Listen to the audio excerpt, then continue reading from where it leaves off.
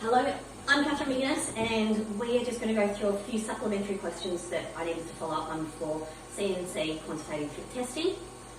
The first question was, joining full face and half face respirators, you need to make sure that the mask is intact with no breaks or seals present. You'll need to make sure that the straps are in good condition and are sitting flat against the person's head. So top strap goes at the crown of the head, bottom strap goes at the neck.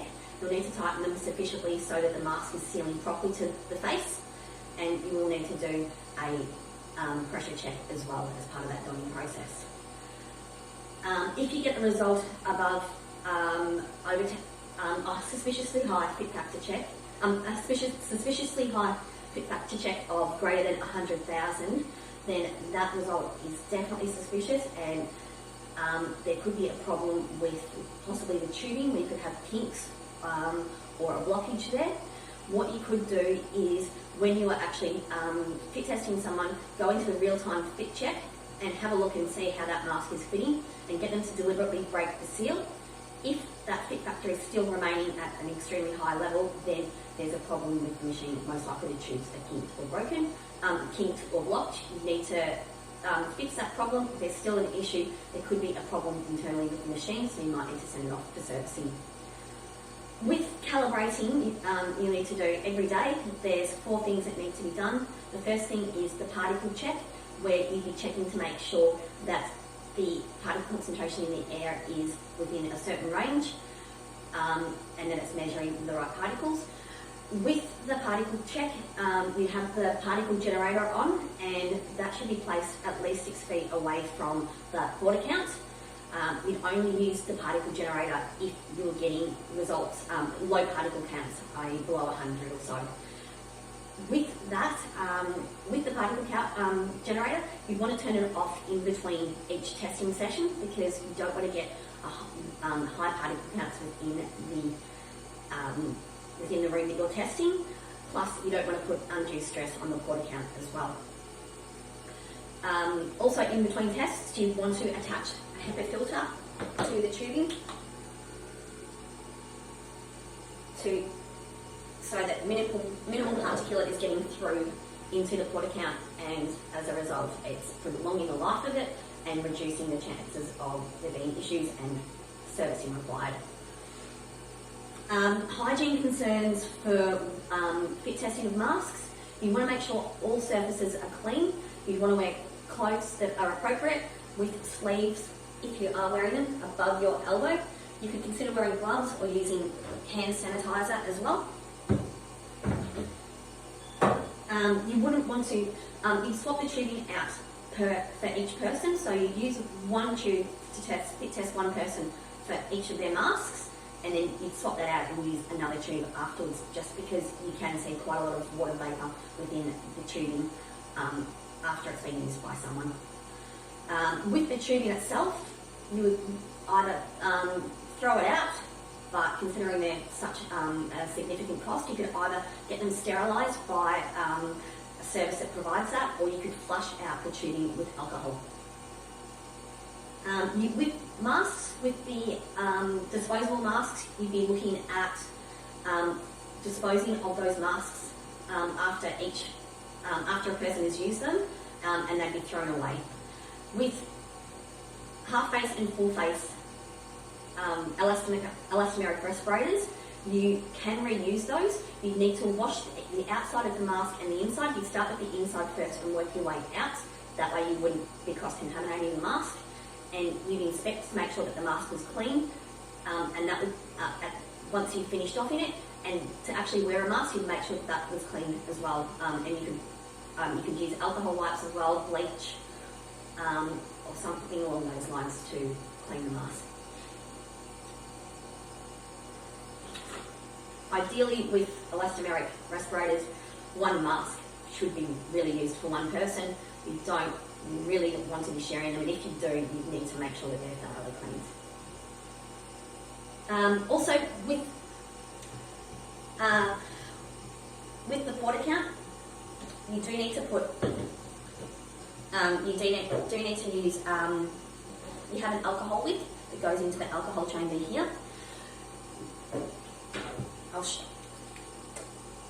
explain how to use that. What you need to do is you've got the alcohol cartridge here. With the lid for that, you want to make sure that the upper surface does not come into contact with anything that's likely to pick up dust. So you want to balance it carefully on a table and then put in 30 mils of alcohol.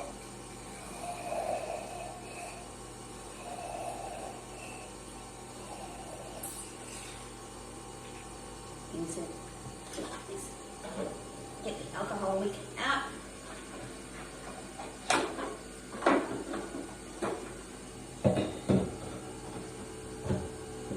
Twist it. And ideally the alcohol should fill up to this line. It's a little bit high at the moment. But the other thing that you need to be very careful of, you do not want any dust to go into this chamber whatsoever. So you want to put the cap on whenever you've got the alcohol wick in this alcohol container here. You want to leave the alcohol wick in this container for at least 2 minutes so it can soak up enough alcohol within the wick, which is within that silver component there. You take off the cap. It's been in for 2 minutes. Get the wick, gently shake it so any alcohol that's on the outside falls back into the container. The alcohol wick can actually be wet. You don't have to let it dry. Twist it a couple of times until you can't twist it anymore. Do this gently, quickly and carefully, making sure that the alcohol wick doesn't come into contact with any other surfaces. If you do get contamination in this chamber, it's possible that you might need to send the machine off for servicing. Also, you want to inspect the alcohol and make sure that there's no particulate or dust in there. If there is, you dispose of that alcohol and put in some new alcohol that was clean.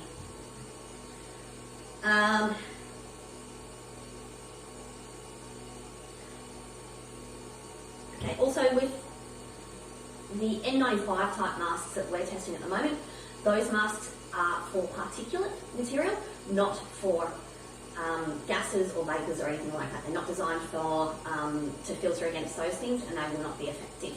And when we're conducting this test, it's quite obvious because we're looking at particulate material rather than gases or vapours. You can fit test valve respirators. When doing so, you need to put the push nut and the probe as close to the valve as you possibly could.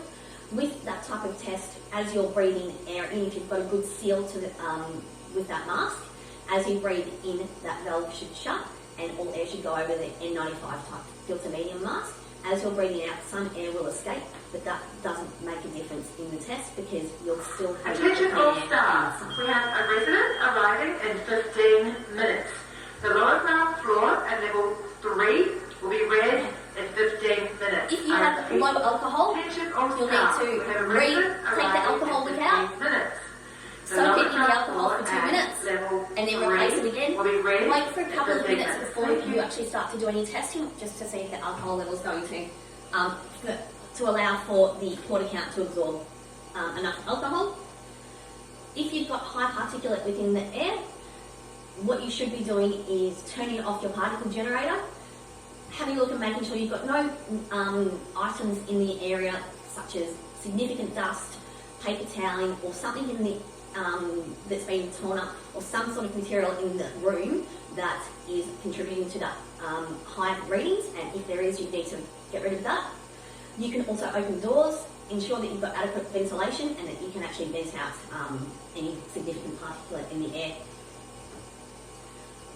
If you're having back pressure issues with the porta count, what we tend to do is take the alcohol wick out, put the lid onto the porta count and let it run for a couple of hours to see if that will resolve, and then try and retest. If we can't actually achieve that, then you would need to send off the machine for servicing. Thank you very much.